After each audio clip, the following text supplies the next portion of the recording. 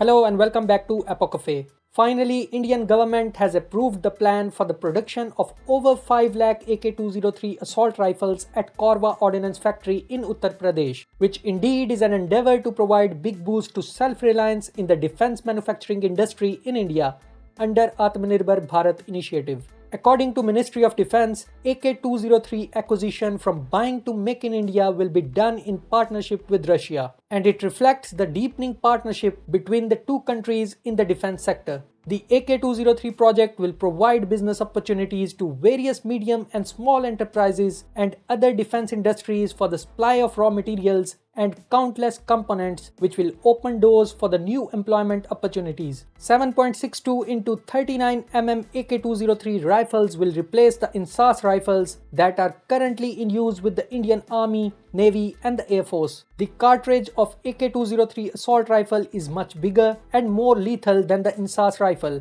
and this indeed is the ammunition which is long needed for the Indian infantry. Furthermore, the effective firing range of AK-203 is 400 to 800 meters with a maximum rate of fire around 700 rounds per minute. There is no doubt that AK-203 rifle is a lightweight, robust and easy to use modern assault rifle that will enhance the combat potential and the operational effectiveness of the Indian Army in the counter-insurgency and counter-terrorism operations. The Indian Armed Forces also used the American SIG 716 rifles recently procured by the Indian Army under a fast-tracked process from the United States. Indian Armed Forces had placed import order for the SIG 716 assault rifles, which were priced around 1,07,000 rupees per unit. In contrast, the Russian AK-203 rifle will be expected to cost around 72,000 rupees per unit when produced at Korwa Ordnance Factory at Amethi plant. If you like this video, hit on subscribe, and in case you have more information to share,